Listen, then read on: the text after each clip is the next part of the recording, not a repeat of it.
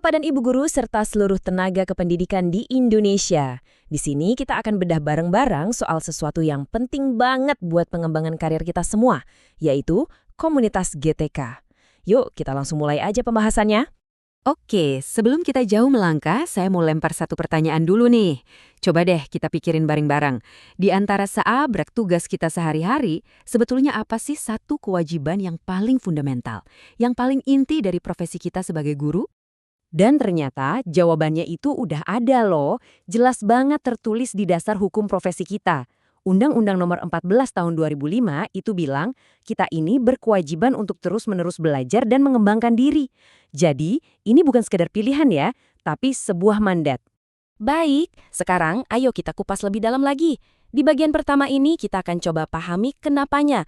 Kenapa sih pengembangan diri secara terus-menerus ini jadi hal yang super krusial buat kita para pendidik? Jadi intinya begini, semua itu berawal dari mandat hukum yang kuat. Kita itu dituntut punya kompetensi yang tinggi yang harus selalu diupdate sesuai perkembangan zaman. Dan tujuannya, wah mulia banget.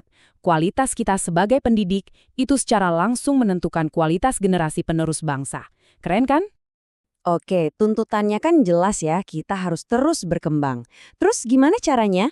Nah, disinilah solusinya muncul. Mari kita lihat wadah yang memang dirancang khusus untuk memenuhi kebutuhan ini. Ini dia, komunitas GTK. Ini adalah istilah payung buat berbagai kelompok kayak KKG, MJMP, dan sejenisnya. Anggap aja ini sebagai rumah kita, sebagai wadah tempat kita bisa kumpul, sharing, dan tumbuh bareng secara profesional. Dan jangan salah, ini bukan gerakan kecil-kecilan loh.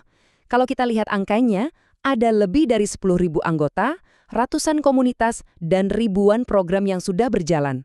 Ini adalah sebuah gerakan profesional yang masif dan nyata di seluruh Indonesia.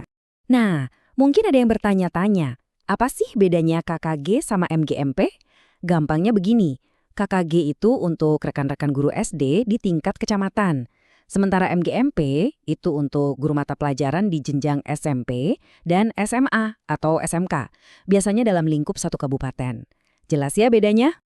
Biar lebih kebayang, kita lihat langsung aja contoh nyatanya ya.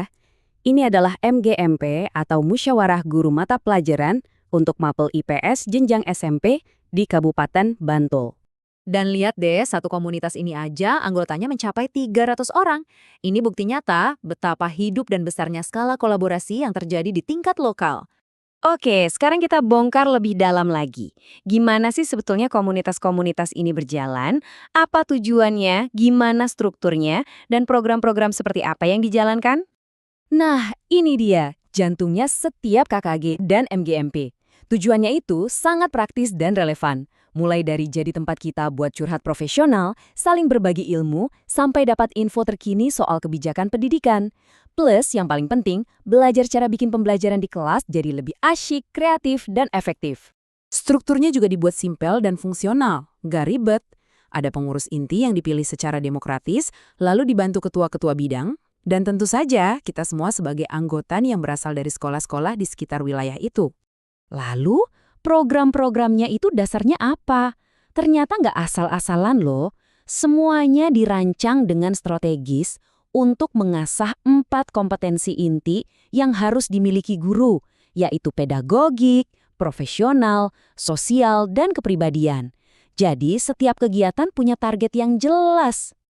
Oke, kita udah tahu tujuannya, udah tahu cara kerjanya. Sekarang pertanyaan paling penting, beneran berhasil nggak sih ini semua? Ayo kita lihat dampak nyatanya dan gimana cara kita mengukur keberhasilannya.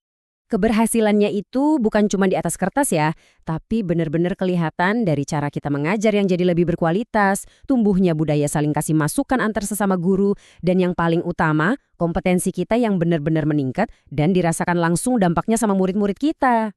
Dan semua ini landasannya cuma satu, 100% komitmen pada mutu.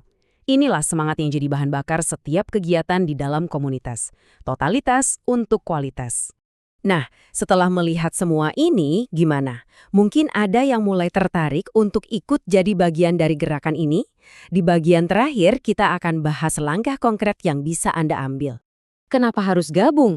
Jawabannya simpel aja, manfaat yang bakal didapat itu banyak banget.